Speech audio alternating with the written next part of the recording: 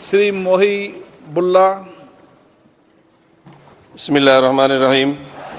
जनाब सदर, मैं आपकी तवज्जो इस तरफ चाहता हूं आपके माध्यम से कि मैं वाहिद आदमी हूं इस सदन में जिसमें वन मैन कमेटी आपके द्वारा बनाई गई सरकार के, और मैं उसमें पेश हुआ 123 प्रॉपर्टी में।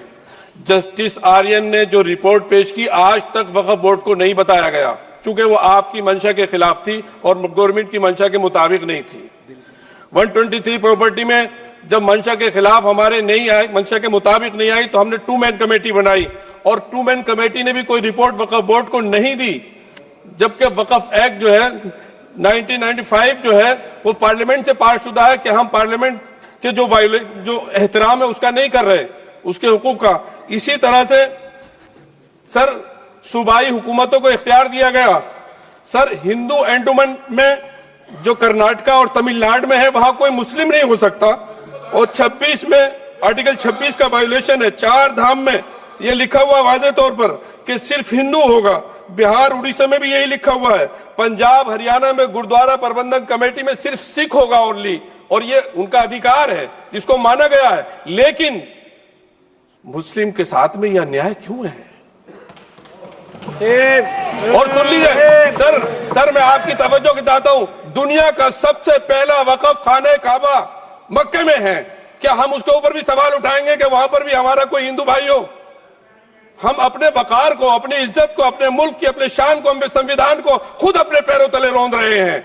और वक्फ एक मुसलमानों का मजहबी अमल है, एक मजहबी फरीजा है। इससे उनको महरूम कॉन्स्टिट्यूशन के जरिए से भी कोई ताकत नहीं कर सकती। सर ये हम बहुत बड़ी गलती करने जा रहे हैं, जिसका खुमियाजा हमें अभी नहीं सदियों तक हम भुगतते रहेंगे, क्योंकि हम खुद अपने कॉन्स्टिट्यूशन को, संविधान को, उसकी पामाली कर रहे हैं। अगर हमें इस सिलसिले में मैंने सर पूरा मैंने उसको मध्यम से पढ़ा है, और मैंने पूरी 40 तरामीम जो उसमें गलत है उसको लिखकर जो है वो मैं लेकर आया हूं। सर इसके जरिए से सरकारी अमले को बाज़ाब्ता तौर पर यह हक आखिर तो कलेक्टर को दिया जा रहा है, सर्वे कमिश्नर के इख्तियारात खत्म किए जा रहे हैं। आखिर सर्वे कमिश्नर भी तो गवर्नमेंट ऑफ इंडिया का होता है। सर ऐसे कैसे कर सकते हैं हम? और फिर सर उसमें मेरे मजहब के मुतालिक चीजें हैं तो वो कैसे कोई दूसरा तय करेगा? क्या कुरान में क्या लिखा है, फिक़ा में क्या लिखा है, इस्लाम में क्या लिखा है, ये आप तय करेंगे या मैं तय करूंगा? सर इससे हम मजहब में दखल अंदाजी कर रहे हैं, इंटरफेरेंस ऑफ द रिलीजन कर रहे हैं। सर इस तरह के कवानीन से मुल्क की स्टाक को नुकसान पहुंचेगा।